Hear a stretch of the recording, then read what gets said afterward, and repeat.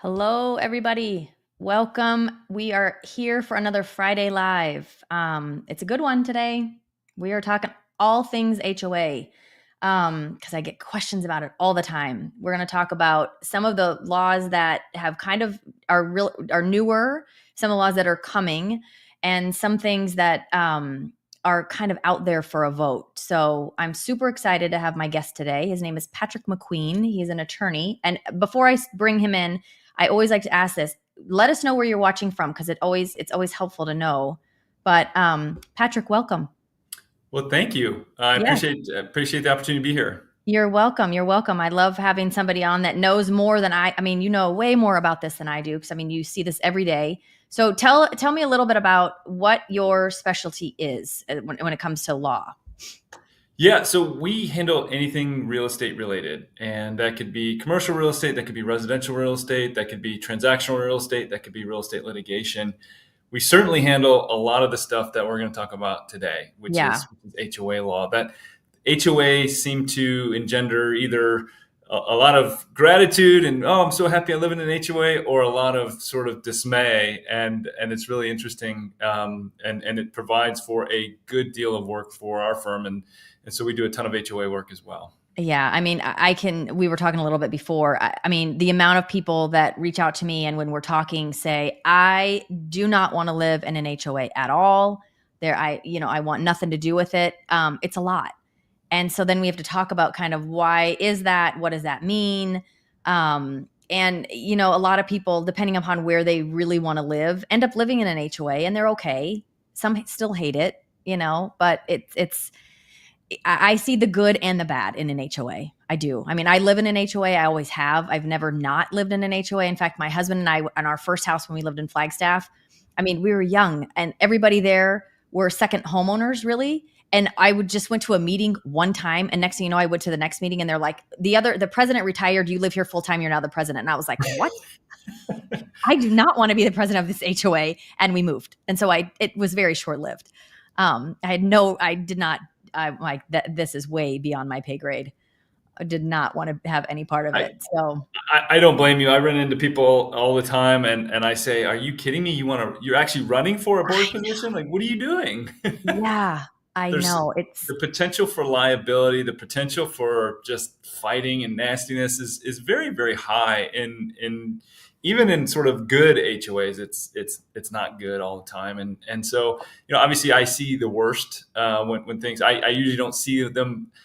When things are good and the HOA is flush with cash and right. everybody's happy, those are few and far between. I see them when they're not flush with cash, when there's fighting, and when there's other issues that we've got one faction over here versus another faction over here. So it can get kind of ugly for sure. Well, and I think that's a thing maybe to even just talk about, just so people understand. So there's professionally managed HOAs, and then there's not professionally managed HOAs. And those non-professionally managed HOAs are usually then managed by homeowners that are living within the community, and they're usually small. Yeah. So from a legal standpoint, there's really two ways to set up an HOA in the state of Arizona. You can be an unincorporated association, which just means, hey, Sean and Patrick live near each other and seven other people, and we've created our own HOA and we're doing things on our own. There's potential for a lot of liability there. Or what we do is we create a nonprofit corporation, and that's our HOA. And so the reason you create a nonprofit corporation is because it's a corporation, and there's the ability to defend yourself or the HOA from lawsuits. So Mhm. if we were in the unincorporated association, we'd be kind of stuck on our own with potential liability. But because we're now part of a corporation, we've got a little bit of a shield here. If somebody slips and falls, somebody gets hurt in the roadway, somebody gets hurt at a pool.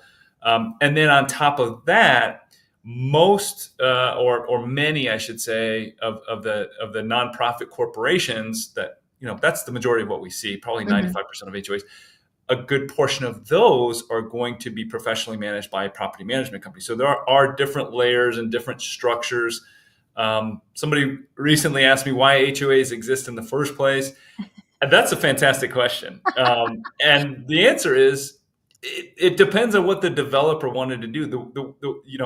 in order to build a community, the developer has to offer certain amenities, et cetera. And the developer can either finance those and pay for those on their own, or guess what? They can create an HOA where everybody pitches in and gets those amenities. So it's an interesting concept for sure. It's huge here in the state of Arizona. It's huge in other states as well. They're certainly not going anywhere, but we do, for those of you who don't like HOAs, we do see a little bit of pushback recently with some of the new legislation, some of the new case law that's come down. Right. So let's talk about some of that. So Yeah. let's start with let me ask you, what out of all of these here that we've talked about, which one do you think is the most prevalent that you've seen or that you guys have cases on right now? It is. I'll pull it up. I'll just so people have the actual statute. It's a brand new law that literally went into effect this year, or at the end of 2024. It's ARS 33-1818, and it involves parking on public roadways or parking on public streets within an HOA. So this was voted on. In my HOA, we voted on this. Was it earlier this year? Or was it last year? Probably this year, earlier this year. Yeah, it was earlier this year. Yeah. And I mean, everybody was like, wait, what does this mean? Does that mean that now we have to take care, or is our HOAs going to go up because we're going to have to take care of the streets? Like, what does all this mean? I remember all of that. Yeah. And this one, I would say, is almost a split 50-50. And I was very surprised when I first started talking about this one and kind of mentioning that this is out there, about how passionate people are on each side of this thing. So basically, under this new statute, or well, let me put it this way: under existing law, the way in which it works now, in HOA documents, in your set of CCNRs, in some of these situations, HOAs can govern parking on public roadways. Now, HOAs can always govern parking on private roadways. You usually see that in a gated community, et cetera. But parking on public streets, right? This is what we're talking about. And in many HOA documents that we currently see, HOAs have the ability to govern parking on public roadways. Hey, you can't park here after 10, and you have to move your car at this time. You can't park this type of car, et cetera. You can't park it in front of a house, whatever. HOAs have traditionally been able to govern that if it's in their CCNRs, if it's in their governing documents that allow them to do that. Well, guess what? Along comes this new statute that says, no. You can only continue to govern. Well, basically, we don't care what's in your governing documents. You can only continue to govern parking on public roadways if there is an affirmative vote, yes, to continue this practice. And that affirmative vote happens by June 30th, 2025. So about 2.5 months from now. So what does that mean? That means that if you don't have the vote, the HOA can no longer govern. That means if the vote is no, HOA can no longer govern. And so what we've seen are a lot of people who are like, we better vote yes to continue this practice because we don't want, cousin Eddie pulling in front of our house. Or it's finally, now I can have my son over and he can spend the night and blah, blah, blah, blah, blah. And so you see this major split. Now, what we've seen are some HOAs who have basically said, we're not going to have a vote. We are going to continue to govern. We don't care what the statute says. I don't care how the vote turns out. We're not even going to have a vote because we're going to continue to govern. And I've seen the complete opposite, where an HOA says, they've basically taken the position that we're going to lose on this vote, so we're going to stop governing parking now. And so the subset of people who want them to continue to govern are saying, wait a minute, no, there needs to be a vote. So either way, there needs to be a vote. Sure. The statute requires a vote. And so we see these HOAs who are caught in the mix of, both of those situations. So one of the things that I know was going around in my subdivision when this was coming up, because we've already voted and it's already passed, then it's already in our CCNRs now. We have remain the same, right? Yeah. People can't park on the street overnight. Is they were saying that if we don't vote yes to continue the way that it has, we never get that power back. Correct. That's right. Yeah, that was the thing. Everyone was like, look, if we don't say we want our HOA to continue not allowing overnight parking on the street, then we can never get it back. And so people can park their boats overnight. People can park their RVs overnight. People can park, And so that was the big thing that kind of went around in our community of saying like, look, we don't want this. Yeah, You no, know, that's exactly right. Now, theoretically, the legislature could come back in and revise the law, but there's no guarantee that'll ever happen. sure. Yeah. I mean, and so does it really change anything? It's not the HOA's responsibility now to take care of the roads. The roads are not all now private. No, Yeah. no, but it gives so yeah. So now let's say that your community said no, we want to take the ability of the HOA to govern away. Well, in that situation, there's still going to be some governance of the roads, and it's going to be by whatever municipality that you live in. Mhm. It's just not that extra sort of support or help or guidance or rules that are promulgated by the HOA. So Right. yeah, you're still going to have, you're still going to have to meet zoning codes and municipal codes. Fire trucks still need to be able to get out down the street. It's just that extra layer of, hey, we're going to enforce this, and we're going to make sure that between these hours and these hours, you're not doing anything to park your vehicles here. That's really it. So Right. there will be some level of governance. It's just not the same. Right. And I will say to anybody out there that's thinking, I want my, what if I've got too many cars and somebody has to park on the street overnight? At least in my HOA and most that I know of, you call the HOA, you let them know somebody's parking overnight. They will allow it for a few nights. They'll say how long, what's the car, what's, the whole thing. And it's just fine. It's not like absolutely not. Nobody can ever park on the street. They understand for the most part that it's going to come up sometimes. And I mean, again, in mine, they allow it. Totally, yeah. And so to me, it's not. To me, it's not the end of the world either way. But it's certainly, if you want to govern, you need to have this vote. If you want your HOA, and so some HOAs they don't even know about this law, and it's Wow. like, come on, you need to do something here. Whether Yeah. it's yes or no, you still need to show that you're sort of aware of what these laws provide. I'll tell you another one. Do you want to hear another one Yeah, that's of like course. this one? This one really cracks me up. And it's let me see. I'm gonna get you an exact statute. It's it's ARS 33/1813. And this one's a brand new one as well, or a newer one anyway. And it deals with recalls or recall votes. Okay. Okay, so I'm going to give you, I think it's easiest to show you how the law used to work, and now you can see how it actually works, because what it does is it creates a pretty significant change in the way in which the law works. Okay, so it deals with recalls. And if you've These ever are been a recalls part, of board members, correct? correct, yep. Okay. And if you've ever been in an HOA or an association where that's been an issue, where somebody's they wanted to recall one of the board members or a couple of the board members, Joe and Sally, it gets highly contentious. You have half of the people that want to keep them, you have half the people that don't. But now recalling got a little bit easier. So previously, what would happen? So under Arizona law, the way to remove a bad, I'm going to use the word bad or rogue board member, Hmm. was to have this petition signed. And the petition had to be signed by a certain percentage of homeowners, depending on the size of the HOA. So sometimes it was 25%, sometimes it was 10%, again, depending on the size of the HOA.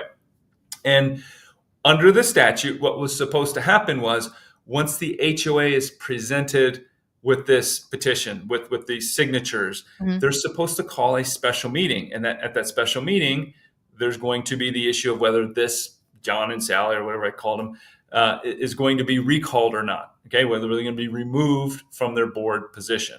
All right. And so what would happen, and this is where I would get involved, is that we would see HOAs who said, we're not calling this meeting. We like these two board members. They're our friends. They're aligned with us. There's various reasons we don't want them gone. We're not going to call this special election. We're just not going to do it. And so then, on behalf of the homeowners, we would have to go in and file a lawsuit to say, hey, you need to have this meeting. Under statute, this is what's required. And so it would create a ton of litigation. Well, what they've done now with this statute is they've basically said, if you don't have this meeting, if you don't have this within 30 days, if you don't have this recall election within 30 days where people can vote, the entire board is gone. Oh, The entire wow. board is wiped out. So Probably not a bad idea. So I mean, if they're not following the rules. Exactly. And the funny thing is, now they're following the rules, right? But the funny thing is, when this law first came out, we had a situation where there was a recall, a petition signed, and the board was hemming and hawing. Oh, when are we going to call this? They didn't call it in time. We sent them a letter, and they all were done. And they didn't even try to fight us because they just didn't know the law existed at the time. So now this law exists, and the goal is really to make it so people don't have to spend so much in attorney's fees to deal with a situation like this. So it's a good. I think this is a good one. Well, and it kind of goes back to again, one of the questions or the things we were talking about before is people, again, when they're out looking for houses, they'll say to me, well, what HOA is really good and which is really bad. And I'm like, I don't know all the HOAs. I don't, because really when you're dealing with a larger HOA that has a property management company managing it, right? They're doing the billing, and sometimes they're the ones that staff the community center and, all that. But to me, at least, that I've seen, where it goes, where people go, oh God, that HOA is terrible to deal with, is those board members that live within the community that find it their end all be all in life to walk around the neighborhood and say, there's a weed, that tree's too tall, their house needs paint, all of those things, and just loves to hand out these fines or hand out these warnings to all these people. And that, from my experience at least, are the reasons why so many people don't like HOAs, is because these board members just get kind of for lack of a better term, drunk with power, that they just feel like they have to go and tell everybody of all the things that they have wrong on their property, and it's their lot in life to fix it all. It's wild. I mean, it's sort of high schoolish or something. It's the clicks that we see, and then the sort of this faction versus this faction.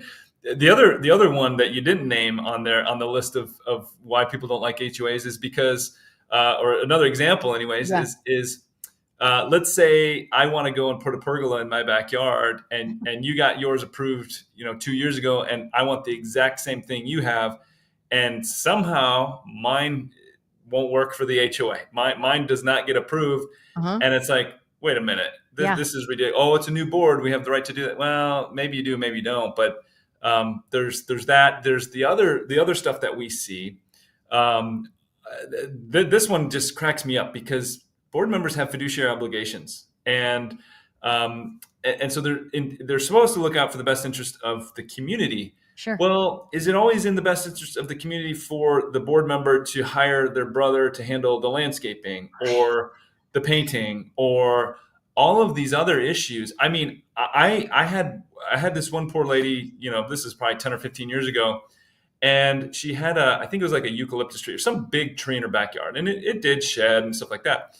And she got a notice, hey, fix your tree, trim your tree. She trimmed the tree. Hey, we noticed you trimmed your tree. You didn't trim it good enough. Okay, whatever. She trimmed it again. And then at some point, the HOA comes in and trims it and continues to say, you're not trimming your tree properly, et cetera, et cetera. And sends her a bill? And sent her a bill and a big fine. It was like $1,800 or something to that effect. And it was in her backyard, which they really had no right to govern. In any event, we get involved and we start looking into the landscaping company. And guess what? It's owned by a board member's brother. So that was the same exact example that I gave you. But that sort of stuff happens all the time. And so if board members are getting on a board to promote a business, I think can be a bad idea. Conflict of interest, right? It's a bit of a conflict. Yeah. Alexander says this is better than PBS. I hope that's a compliment. I'm going to take it as a compliment. I hope that's a compliment. I haven't watched PBS in a while, so I'm hoping it is too. I know. I haven't either. That's really funny. So I have a story about a tree, right? So my husband and I have lived in the same subdivision for 20 plus years, right? The first house that we lived in, we lived in it. We rented it for a year, and then they wanted to sell it, so we just bought it. It made moving very easy. But we had owned it for like a month, something like that, and we get a notice from the HOA that says the tree in our backyard is too tall. there's a height restriction. We've got to cut it down. We've got to chop it, shorten it, right? So my husband goes out there and basically like whacks this tree back. He's like, I don't want to get this every year. I'm just going to whack it back, like really bring it down, right? So he does. I'm not kidding you. Within a month or two, we get another letter from the HOA that everybody now gets that says we've removed the height restriction for trees from our HOA, from our governing documents altogether. We're like, great. So we've just hacked this tree back, and now it doesn't really matter. Yep. Wow. Yeah. No, that's the time. Well, see, I thought you were going with, we just bought this house. We get this letter, says we have to trim this tree. And it's like, well, wait a minute. I'm the brand new homeowner. Why are you telling me this? Did you ever tell this to my prior seller? And is this something that the seller didn't disclose to me, or that should have been in this set of documents that I'm entitled to when I'm purchasing this property to tell me that my house is in violation? Right. That one happens. Yeah, no violation. We got no violation during the escrow period. No, that one happens all the time where it's, you just inherited a violation that just came out of nowhere, which that one bugs me. Yeah, no, I agree with you. I agree. I got more. I got more. Please keep going. I love them because these are the things that people ask me about all the time. Yeah. And I can answer them to the best of my ability because I just have been doing it for so long, but you see it on a legal side. So they can ask me the questions. I can kind of give them an answer but that you need to talk to an attorney. So here you go. Talk to an attorney. Yeah. Well, this one's one of my all-time favorites because the issue bothered me. And I remember it very vividly from like 20 years ago when I first started practicing. And I had this little old lady who came to me and she said, I live in a condo. I live in an upper unit in a condo. And I'm very much allergic to this type of flooring. It was carpeting at the time. I think I know which one you're talking about. Yeah. I like this one. Yes. Yes. This one's good. This one's good. Yeah. And so she says, my doctor's telling me I have to put in, or strongly urge me to put in some sort of either tile flooring or linoleum or wood flooring, or whatever it was. But my condo association is not letting me because the condo association documents say that upper units or most units or whatever the condo document said at the time must be carpeting so that there's this sound abatement. Yep, exactly. And I felt so bad for her. And I'm like, well, the documents say what they say and I can't change those. And I said, but look here, go and do it. And I was like, that's probably not good legal advice. But I said, you know what? She is the perfect case for going to a court if they ever questioned her on this and saying, look, this rule is outrageous. She's not doing anything to make extra noise. She's not doing anything else. And that similar case came up time and time again, probably once or twice a year for me. And finally, we have this new statute, ARS 33-1221, and it deals with improvements to condominiums. And now condominium associations can no longer govern the interior of a condo, which is great. And there's a caveat to it, or there's a limitation or restriction, which I think is great. You can redo your condo, the interior condo. We can't say what color paint it can be. You can put in flooring, the flooring that you choose. You just can't change anything structurally. Okay, fine, no big deal. And you have to put in some form of sound mitigation if it becomes a problem. And so you need to work with a contractor. Maybe you need to work with the condo association, etc. But I'm like, finally, this is silly. Like to not have. I can tell you that there have been sellers who've lost deals because of this. Because buyers come in and they're like, I don't want carpet, but I want to be on a higher floor because the view is better. And I'm like, you can't change the flooring. You have to have carpet. And they're like, then I'm not buying it. Yeah. I'm not going to buy it. So that one, I probably, candidly gave her the wrong legal advice. It was sort of more of like, here's, we're rolling the dice a little bit here. Risk reward, right? Yeah, there was a risk reward, and I told her, I said, look, this is what it says. The standard legal advice in this situation is X, but I bet you could do this if you really, as long as you're not interfering with the enjoyment of anybody else. No, I'm not. I'll put in whatever they need me to put in. I just need this from breathing easier, whatever it was. Sure. And she got away with it. So that last one that we just talked about, that one, it has passed already, Yep. or it has. No, Okay, it so has passed. that's good. Yep. I So mean, that is that's brand a new big one statute. to know, because It like I is. said, It there's a is. lot of people that like higher floors for privacy and better views and things like that in condos, but they don't want to have carpet.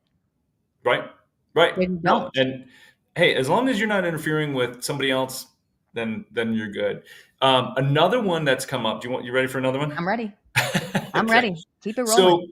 So under Arizona law, well, I should say, the way in which laws work here in the state of Arizona, we get our laws from the legislature, which is like those 4 or 5 statutes that we've gone over. So the legislature comes out and says, this is going to be the new law. And we've got some other ones I can mention. I can talk to you about that Mhm. are being proposed, that are fascinating, that really do push even further against HOA. So I can talk about the pending stuff in a second. But we get our laws from the legislature. They create statutes, or we get it from case law, which is like case precedent. So if a case goes all the way up to an appellate court, so here in Arizona, it's the Court of Appeals or the Arizona Supreme Court, they can interpret and create new law. So we get new laws from the courts, we get new laws from the legislature. So what I'm about to tell you is a sort of a law from the courts, right? And this went all the way up to the Arizona Supreme Court, and it's an interpretation of a prior decision that many people on this session may have heard about. And it came out in 2022, and it's called the Callaway decision. I'm not saying Callaway like the golf, like I have a golf shirt on. It's Kalway. So it's the Callaway case. Okay. Well, now we have further interpretations that I'll get into, but Callaway was huge in the HOA world. And I'm going to butcher these facts here, but the Callaways bought a property in an unincorporated association, sort of what we talked about. And let's say there were 10 members of this unincorporated association. They had CCNRs, they had deed restrictions, they had documents, but they were unincorporated. So they didn't have Right. a true sort of LLC or HOA or corporation. I'm going to interrupt you real quick. Alexander, thank you very much. That's very kind of you. Perfect. Okay. So they had a rough set of documents, and what the board or the majority of the owners in this subdivision said was, we want to create a sort of horse-looking properties. This was somewhere in northern Arizona. We want to create these white fences Mhm. around our lots, and we want to Mhm. look like we own all these horse properties. And one of the parties, again, I'm butchering the facts here, but it'll still drive it home. One of the parties, the Callaways, said, wait a minute, I don't want to do that. I'm not cool with that. I bought into this property because I didn't have to do that, or I could kind of do what I wanted to with this property. So he says, I'm not doing it, and the HOA comes after him and says, you need to do this. The majority of us passed this, etc. And he goes, no, I'm not doing this. And so this case went up and up and up and up. And so the decision that came from the Court of Appeals and the Arizona Supreme Court was that basically you can't pull the wool over somebody's eyes. Mhm. If you are an HOA and you want to amend your CCNRs, you want to amend your governing documents, that new amendment, the topic and the subject of what's in that new amendment Mhm. must be reasonably related, and that's not exact standard, but that's good enough. Mhm. It must be reasonably related to something that was in your original set of CCNRs. You have to basically put people on notice, or people had to have been on notice that this type of thing was at issue that could be amended in the first place. And in the Callaway decision, because there was nothing addressing fencing, there was nothing addressing horse properties, this guy couldn't have been on notice that this might potentially change down the road. Yeah. And so the court said, you cannot do this. And so a lot of people have taken Callaway into a number of different areas. Hey, you denied me my whatever in my backyard, my RV garage. You denied me my second story addition, etc. But there's nothing in the governing documents that would have allowed you to do that. So a lot of people who were previously denied something, or something was previously enforced against them, Mhm. when that new amendment exists, it had nothing to do with the prior one. Therefore, it goes away. It needs to go away. It needs to be invalidated. And so there is some continuing litigation based on Callaway under that sort of, it wasn't foreseeable that I would have to do these things or that I'd be restricted. And one of the biggest ones that came out after Callaway, and people were jumping up and down and saying, hey, all of these HOAs are restricting short-term rentals. They're coming out with these amendments saying you can't do short-term rentals. And so then we had this case finally, and it was up in Sedona, of course, of all places, where short-term rentals are a little bit of a different story. Yeah. So they have this case up there. The HOA tried to restrict short-term rentals. They came up with an amendment, and the Court of Appeals said, nope, you cannot do that because there's nothing in the governing documents addressing rentals at all. And now you've come up with a rental restriction. You can't do this. So it's fascinating how Callaway is going to be changing. And a lot of people, like I said, are going back and saying, I got Callaway here. I got Callaway here. You can't tell me what to do now. So again, it's a push. It's a pushback on HOAs big time. But if you're to the short-term rental piece, because that's another one that comes up all the time, people go, well, I don't want to, either they want to live in an area or they're buying it to be a short-term rental, right? Or they want to live in an area where they go, I don't want to have short-term rentals all around me, which I have no way of knowing. But for these HOAs that have now said no short-term rentals, if they had something in their CCNRs originally that said it has to be like a 30-day minimum or something like that, that would then suffice? I would say so. Yeah. So that would put somebody on notice that, hey, the HOA has the ability to restrict rentals in some fashion. So hey, you can only do 3 rentals a year, or just there's random things in CCNRs that address the nature of properties and the ability to rent. And so if they are if there is any sort of notion of an ability to restrict based on rentals, then guess what? If they want to come out with a short-term rental amendment that restricts them even further, I think they can get away with it. Yeah, but like pulling something crazy out of the sky, random new to add, they just can't. Yeah, let's say there's nothing in the CCNRs that addresses rentals at all, and now you want to go and restrict these. You can't. The other thing, we keep going. It just keeps sparking some other stuff. What we're seeing in some areas of Arizona. And I don't know if it was because there were specific developers or what, but back in the 80s and the early 90s, we'd see these sets of CCNRs that would be recorded. The developers would, have their in-house people sign these because they were the original declarant. Then they turn the property over to an HOA board and the homeowners. What's happening right now is that there are a number of cases that I've seen that we're personally involved in, where people are going after that original document and saying there wasn't the requisite authority to have signed this and bound this community with what you're doing. And so the original HOA documents are defunct in the first place. Oh, wow. Therefore, there is no HOA. That one, there will be case law on that at some point, probably 4 to 6 years after it gets through the various courts. But that one has a lot of potential to be pretty wild in terms of HOA. That's a mess. Yeah. Because there are a lot of that's basically what all the communities did. Yeah. It's like we have an HOA. It hasn't been turned over to the HOA yet. We are still working on, the developer's still in control of it until X amount of, homes or residents are there. Then it turns over to the HOA. That was pretty much how most of them that I know. Because I started in the business way back when with a developer. Yeah. Yep. Exactly. So basically, they're going back and attacking what the developer did in the first place. Hey, the developer didn't have the corporate authority to be the person who did this or whatever. And it's like, ooh, wait a minute. Yeah, for sure. So we got a couple of new ones that are being proposed as well. Do you want me to run with those? Yeah. Okay.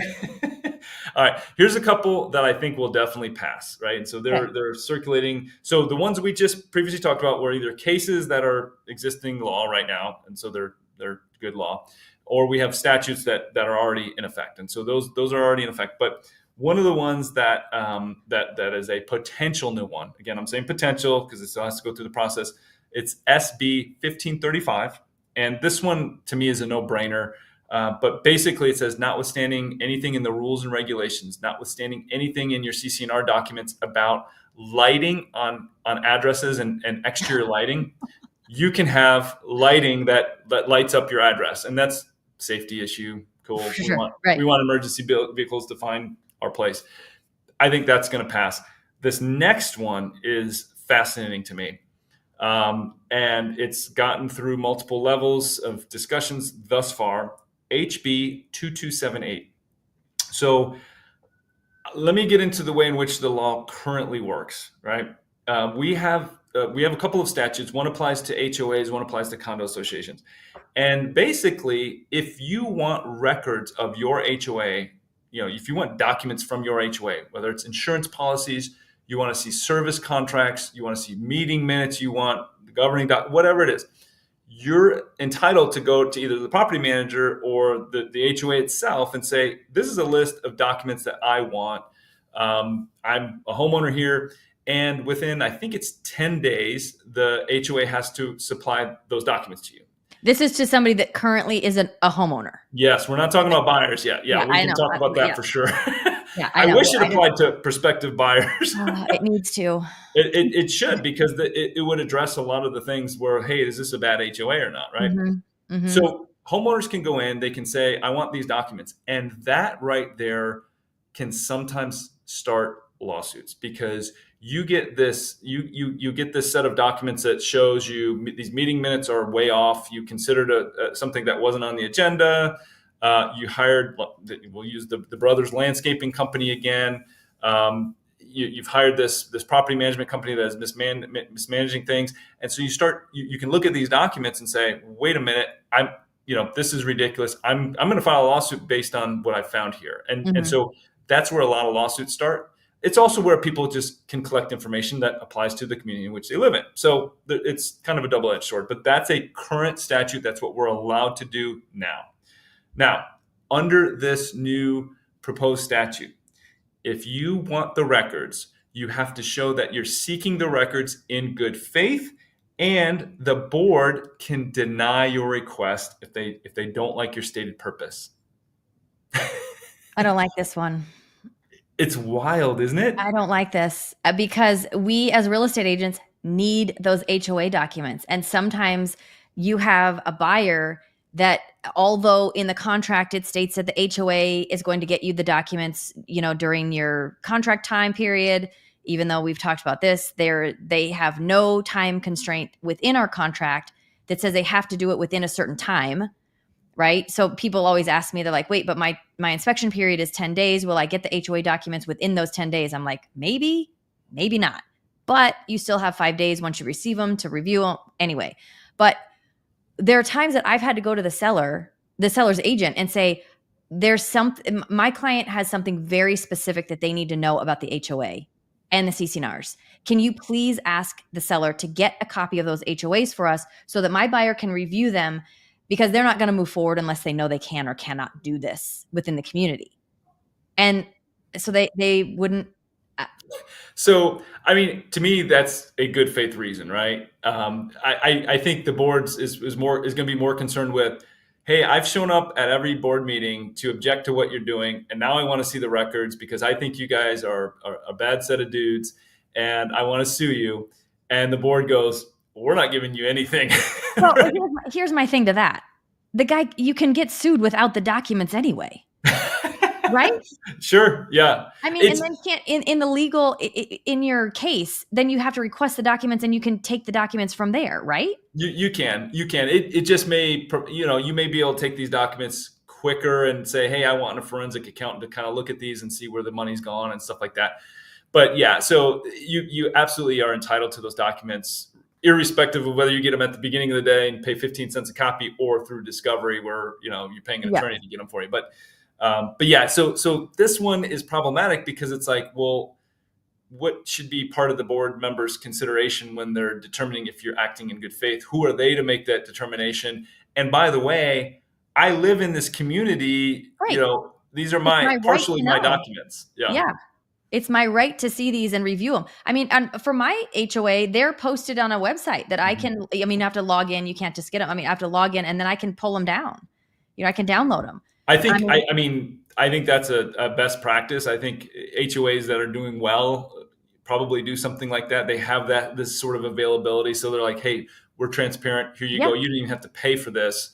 We're going to give it to you because, I think that is a good practice. I mean, we've represented HOAs in the past. We continue to represent some HOAs, and we're like, you need to update your meeting minutes. You need to have everything posted so that nobody can come in and say that you're trying to hide anything. Everything needs to be above board. Mm-hmm.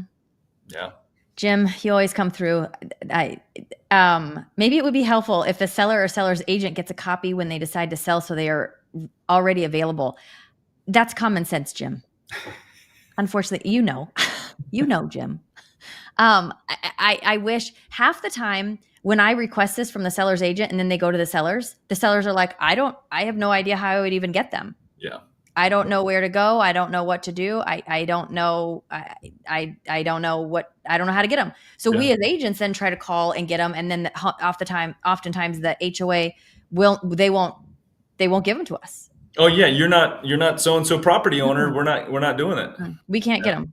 Yeah. No, so it's like, I'll try to get maybe the seller on the phone with them, like 3-way call or something, to try to help out with that.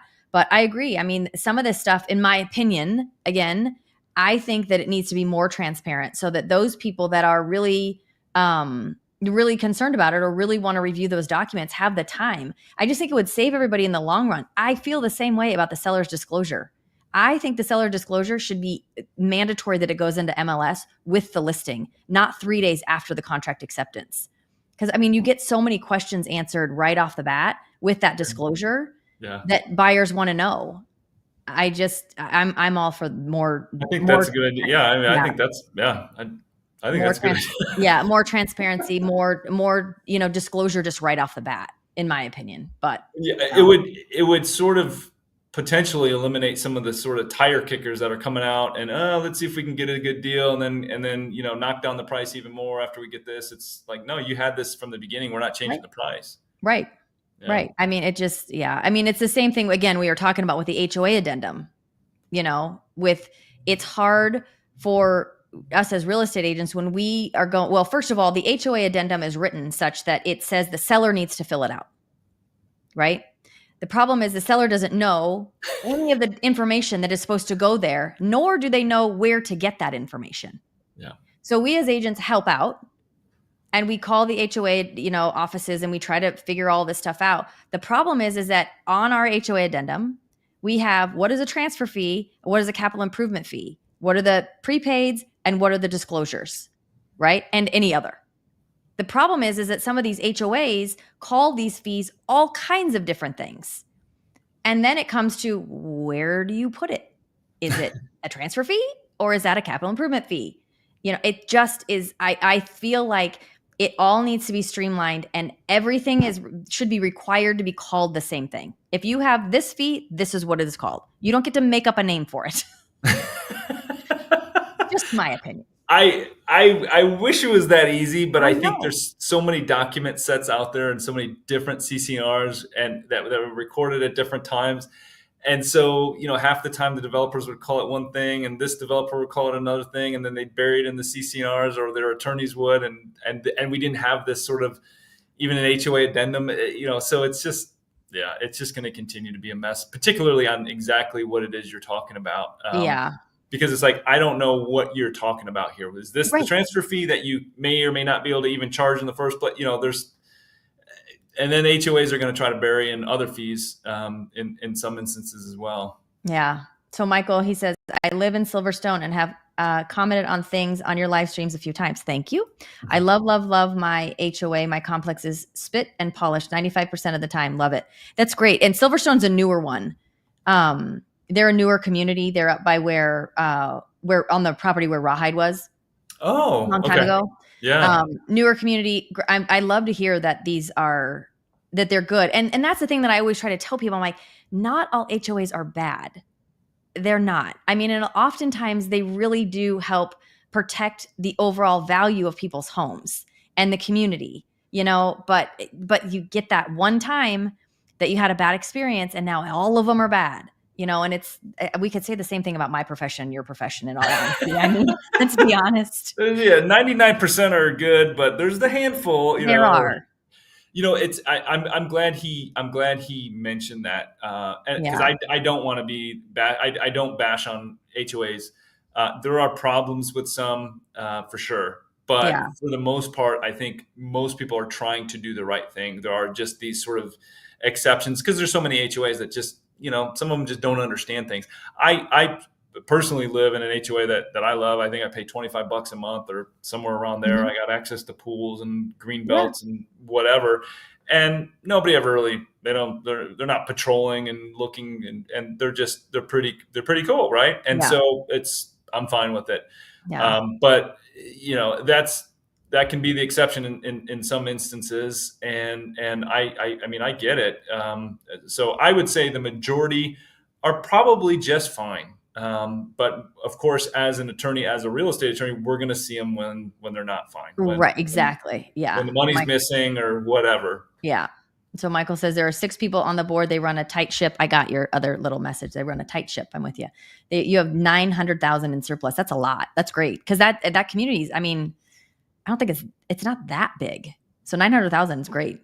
Yeah. I mean, Well, I mean, yeah, that sounds really good. So if some, big haboob storm comes through there and wipes out a bunch of trees or a pool or something, then it's not like we're going to all the members saying, "Hey, pony it up. We've special assessment. got it here." That's Right. a nice. That's Right. that's I know. a nice thing. My HOA too. I mean, my HOA is not that expensive. I think it's been raised the last 2-3 years every year, but I think I pay now 150 something a quarter.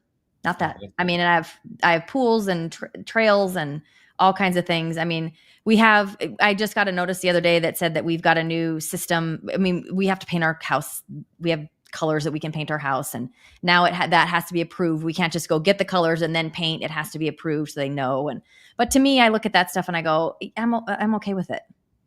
Yeah. No, I mean, it's whatever shade of brown, That's so funny. I have people ask me all the time when they come here. They say, so can I paint my house? And I'm like, sure you can. What shade of brown would you like it to be? It's interesting. We're starting to see, at least in my community, white. They're allowing white again. So it's more of like the country looking houses or whatever, farmhouse kind of look or something like that, I guess. But I know. I always caution people though. It depends on where you live in the valley too. I mean, if you're going to paint your house white, I mean, we get those dust storms. Your house is just going to be dirty.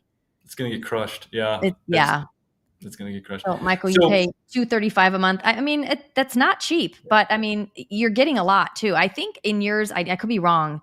I think they maybe take care of the exterior painting, at least in some areas in there. I think they might take care of the exterior painting. Oh yeah, He says my roof is included in paint when needed. That's what I thought. Well, that's nice. Yeah. So Gary, you said you live in an HOA community and across the street, the community doesn't have an HOA. It could not look more different. I agree. The community that doesn't have an HOA looks like a full parking lot. Yeah. I mean, and it's not always good for, selling. Some people like that because they're like, I have a trailer that I want to park. I've got stuff that I want to park my property. I don't want to, pay to store it.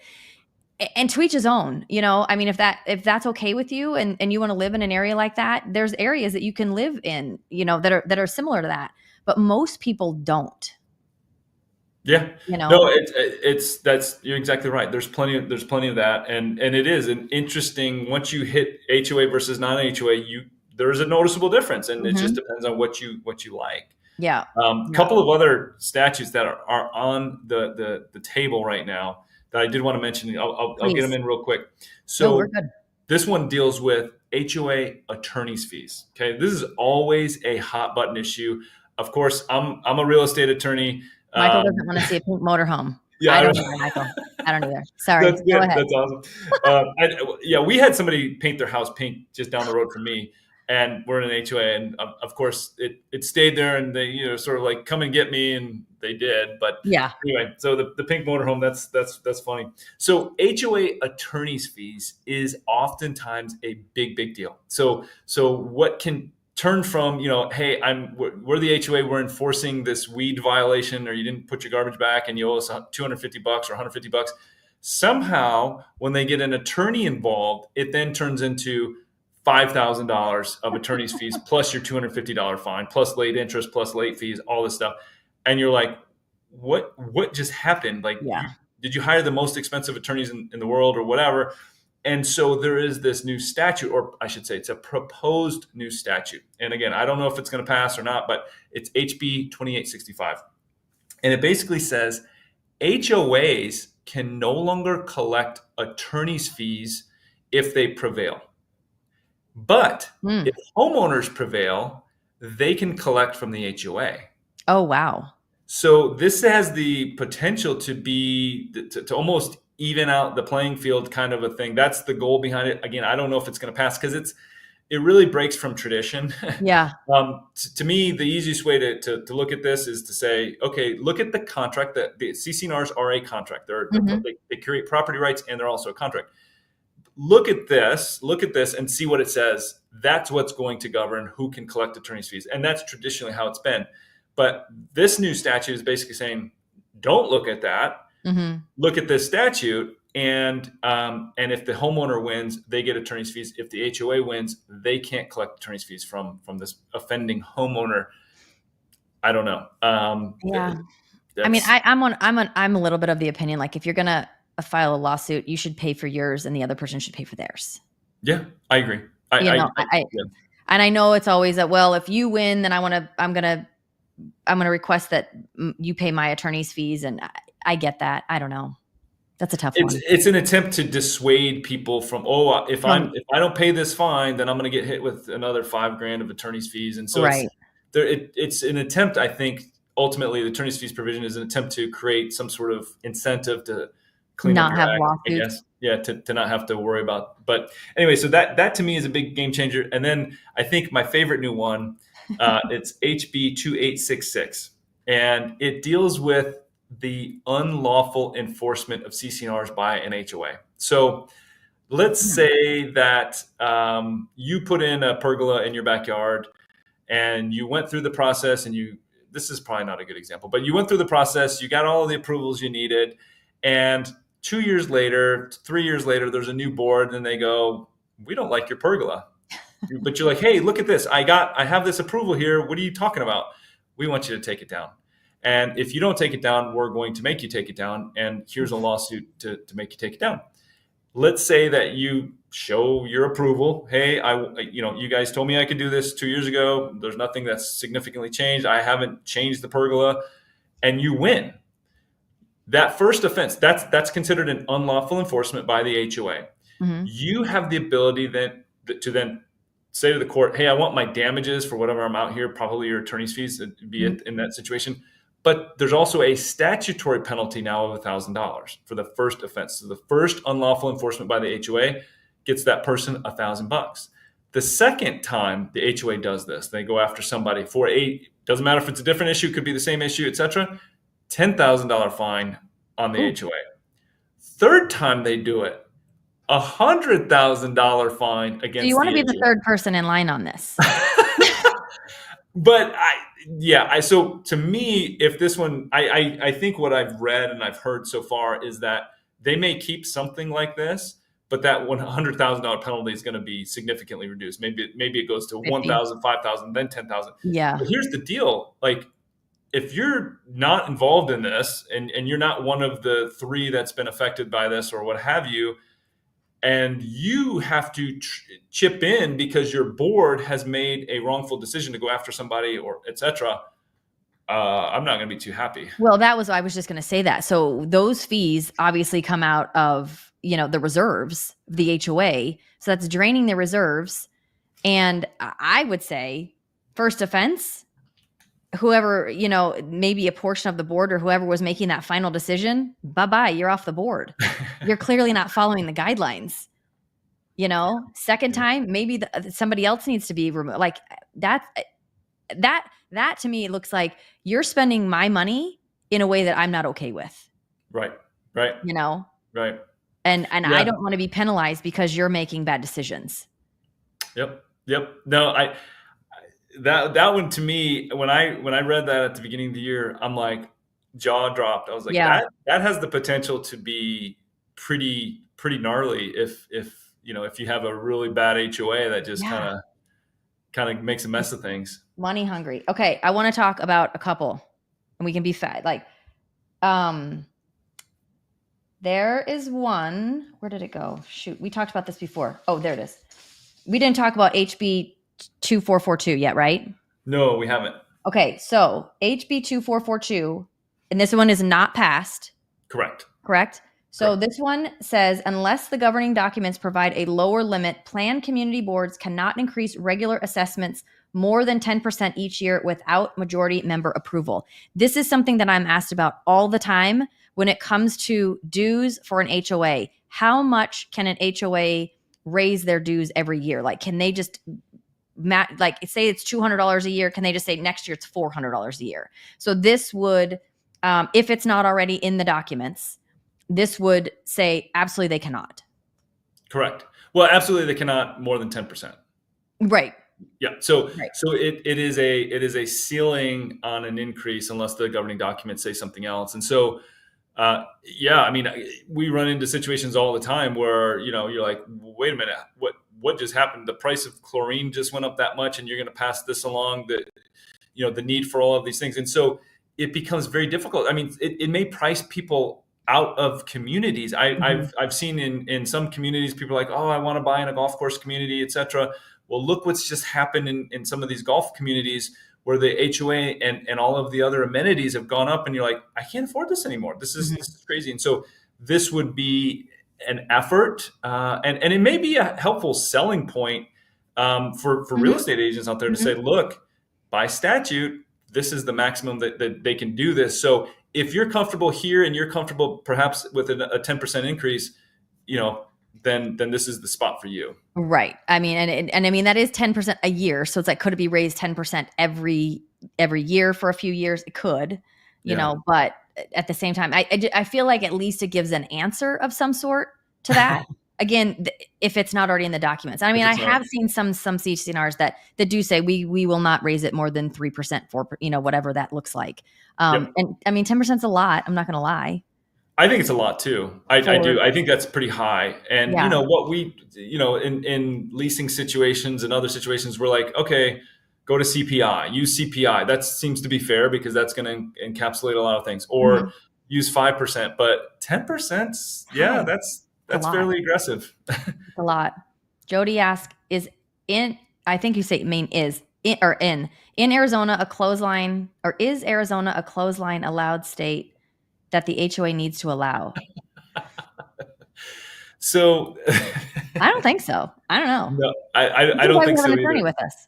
Yeah. So there are some states in the United States that basically say, irrespective of what your HOA documents say, you can have a clothesline to hang your clothes because we want to encourage the fresh smell of fresh. I've never heard of this before. Here in Arizona, our clothes would probably burn on a clothesline, or they'd get super dusty. So in Arizona, we can govern, or HOAs can govern the use of clotheslines, and they can say you can't have these hanging things. Is that good? I don't know, but we get one of these windstorms in, and your clothes are going to be in somebody else's neighborhood. I was just going to say, yeah. I mean, umbrellas end up in trampolines end up in other people's yards. Yep, exactly. Yeah. So in other states, though, there is law in probably I think 16 or 17 other states where the HOAs cannot tell you what to do with your clotheslines. Sorry, my dog just moved and I was afraid she was going to knock over my light. So Gary says, I will say that some HOAs are pricey for what they do, but I wouldn't trust my community to police itself. Yeah, I don't. I mean, again, I think it's the same with anybody. Like, some people are going to do it fine. Other people are just going to be kind of lazy about it. And next thing you know, their yard is full of weeds. And I don't want to look at that. Yeah. Yep. No, Michael says, I think background check should be, I think you meant done on people who want to be on the HOA boards. Lots of bad actors out there. You might not be able to get anybody to apply to be on the board. white collar fraud, etc. He's not lying. That's something we do see. I know. Okay, I want to ask you about another thing, because this was another big thing. Now this one's already passed. This passed last year. Okay. And this is HB 2720. It's the ADU law. Okay. So they passed this law here in Arizona to allow people to have ADUs in hopes, and correct me if I'm wrong, in hopes to create more housing, right? Here was my problem with that. There's a lot of places you can't have an ADU because you don't have space. You have setbacks. You've got building envelopes. You've got all these things, and you just can't have them. So I looked at that and I was like, so how much is this really going to help with housing? Well, I know. yeah, it may a little bit. Because yeah, so in many jurisdictions, well, in jurisdictions where I think the number is 75,000 residents, Mm-hmm. you basically can't restrict people's ability to put in ADUs. Now, I'll tell you, that is actually being litigated right now. So various municipalities have gone after the state of Arizona that said this was a law that you shouldn't have passed because you're taking away our power to govern people and our communities, and you're usurping, you're taking away our zoning rights. Usurping, yeah, I haven't used that word in a while, so I can't even say it anymore. But you're taking away our rights to govern zoning and our people and our codes and blah blah blah, whatever. Mm-hmm. So this is some pending litigation. But the issue is exactly what you said. Okay, you have the ability to do an ADU now. You don't have to go through this exhaustive process to get, all sorts of permits and stuff like that. It's almost automatically, you're almost automatically in. But guess what? Many people don't have yards big enough to do that. Many people live in HOAs, and HOAs can actually say, no, we're not going to allow these things. So did it help, or is it going to help? Yeah, maybe for people who don't live in HOAs and who have big lots. Mm-hmm. Right. And so, I mean, I don't know. I guess put in a she shed or a golf hitting thing in your back. To me, it didn't do much. I know that's kind of how I felt about it. And I know there were a lot of people that are like, yes, everyone's going to be able to put an ADU in their backyard. And I'm like, but are you? Yeah.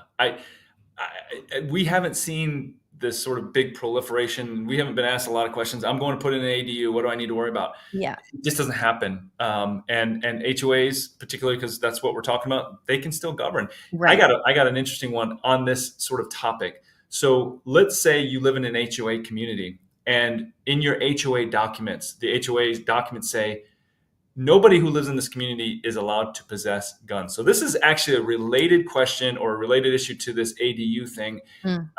And so the state has said ADUs are allowed, but HOAs have come in and said, well, that's subject to our rules.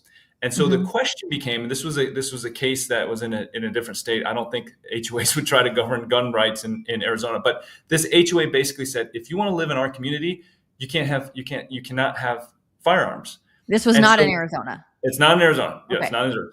But so the question becomes, well, can the HOA restrict your ability to possess firearms? And so half of the people are like, absolutely not. Second Amendment, I have the right to possess firearms. HOA can't tell me anything. And the answer is, actually, the HOA can restrict you. You've agreed to this private document, and it's an agreement between you and your neighbors. The government isn't the one coming in here restricting your right to bear arms. It's you personally who have signed off on your right to do that within this community. And so people just, oh my gosh, I didn't know that was possible. So these documents need to be read. That's 100%. That's the point, is you may be binding yourself to something that you can't stand, and now you're stuck with this until you can sell this property. So people need to review the CCNRs. People need to review the rules and regulations. People need to look at the bylaws. People need to ask the questions. And people need to look at the financials. Yeah, absolutely. Yeah. So Grace says, is ADU really going to work in Arizona? There's a lot of land and new builds happening in the state. Isn't having land in your yard more important? I think so. I think a lot of people are like, great, I can put an ADU in and then I'll have my own casita. That doesn't, again, I look at that and I'm like, that doesn't answer the question. It doesn't solve the problem that I think that they were trying to go after with these ADUs of creating more affordable housing. I don't know. I just had a lot of questions about it, and I thought, I don't see it solving the problem that I think that they wanted to solve. It just doesn't open up enough at all. I mean, maybe somebody goes and buys a home in Central Phoenix because it's on a big enough lot. It's got a main home and a guest home, and they're going to rent both of them. Okay, great. Maybe, Right. or they're going to put in another ADU so that they can rent it, and they're investors, and that's what they're going to do as part of their investment. There's not a huge pool of those people that are doing that. I mean, there's some, of course, Yeah. but it's not to the level that I think everybody was hoping for. Right. I mean, I know some people that have owned like big horse properties out Rio Verde area, and they'll put things. This was before the AD law even came. They put little things out there, but they had 20 acres, so they could put those things. And what they would do, because they had a big training facility, they would rent them out to the people that would come for horse shows and things like that. So I mean, I know people that would do that well before, but again, I look at that, I'm like, that's not like permanent housing necessarily. Yeah, it's not day after day after day being rented kind of a thing. Yeah. Okay, Jim, this is probably a dumb question to ask a lawyer because I'm pretty sure I know how you'll answer. But is it wise to have a lawyer review the HOA docs? That's a good question. Of course, the answer is yes. But and Jim, I'm sending you the check for asking. No. Yeah, I mean, I would say if you have a specific question and you don't understand how a calculation in the HOA documents works, or the approval process to go and get something approved, then at that point, I think it makes sense. So I always tell people, read the documents, make sure you understand them. And then if you don't understand certain portions of them, that's when you go and say, hey, can I buy an hour of your time and you answer these 3 or 4 questions? I think that's going to be, I think that's going to give most people most bang for their buck. Mm-hmm. If you don't have specific questions and you're just not sure about these, then I suppose you could ask the attorney, hey, does this stuff look pretty standard? I think that's another question. That's a quick answer that an attorney can kind of thumb through. But if you have specific questions, I think that's really where you're going to get the biggest bang for your buck. Yeah. I mean, and I've had clients before that said, I'm not moving forward until my attorney reviews these HOA documents. Yeah. And I mean, look, is it safer that way? Of course. I mean, do people regret the fact after they buy a house and they want to go and change something and then they realize they can't because they didn't read this or have an attorney review this? Yeah, that happens a lot. Mm-hmm. I mean, frankly, it happens with the regular purchase and sale agreement as well. So, well, yeah. Yeah.